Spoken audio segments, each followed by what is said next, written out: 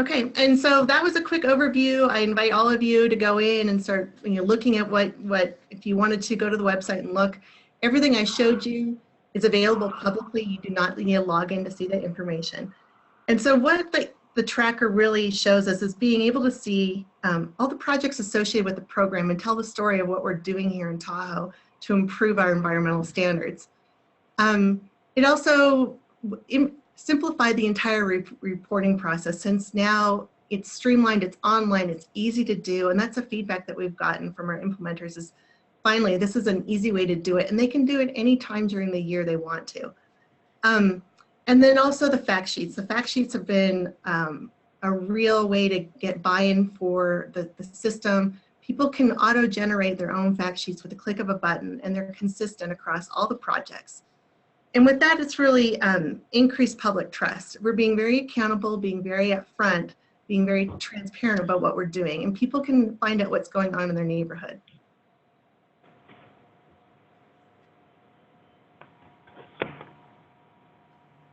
So looking ahead, I went a little bit over that. I'll let Matt talk a bit more about looking ahead.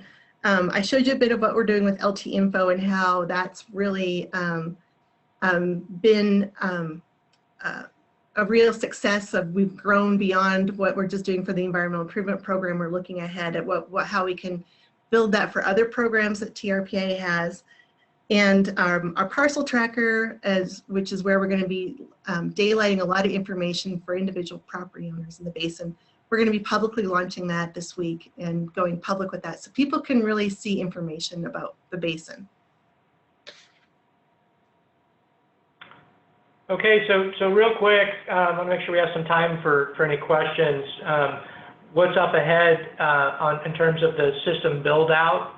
As you can see, it's a pretty complete system at this point, and yet the more folks use it, the more the ideas come in and the additional functionality is requested. So Gene and me and the team here at Sitka still meet every week and talk through those things and decide how to prioritize things and how to best leverage the LODA funding that's left to work on the tracker itself.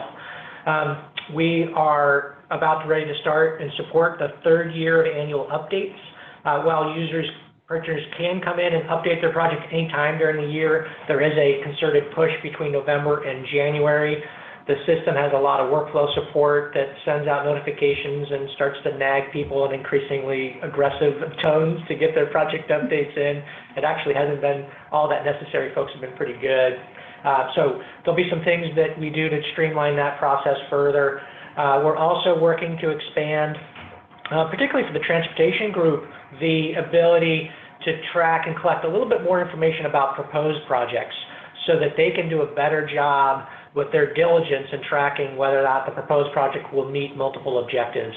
There's a lot of push nowadays, as I'm sure folks on the call know, to really make sure your program is accomplishing, whenever possible, multiple objectives and multiple stakeholder needs. And so there's a questionnaire that we're going to be adding to the proposal process that will allow the reviewers back in the transportation group to assess whether or not the project is firing on all the different cylinders that they're claiming to make good investment choices. And then we'll continue to build out the larger platform that Gene showed you in the LT Info platform. The next slide, just Matt, before we advance to the next slide, there's a question that maybe either you or Gene might be able to address. Is how is quality control achieved on performance measure observations such as area of habitat restored?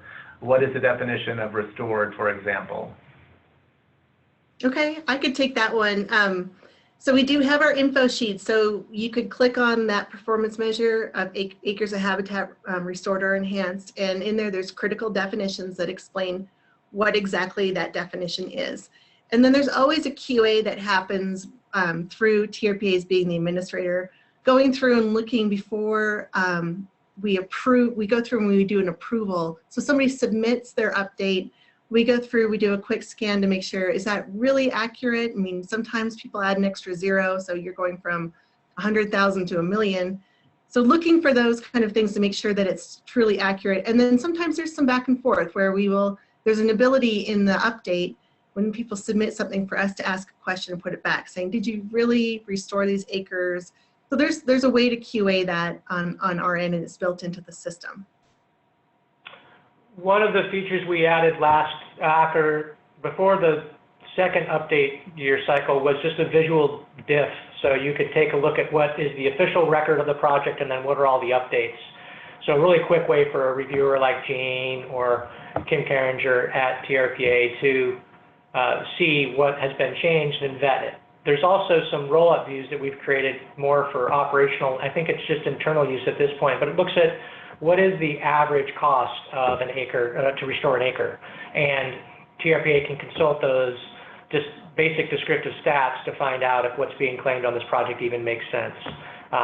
There are some thresholds that the system also has that warns when the numbers or the data entry doesn't quite smell right, and make sure that people double check them. So there's a few different ways that the QA and QC is done, but great question, because you can invest a lot in these systems, and if you don't pay enough attention to making sure that the data goes in is reasonably accurate, then the whole system starts to lose its impact, and confidence drops and all that. So we're real sensitive to making sure that those QA processes are built into the workflows and that the system itself supports them.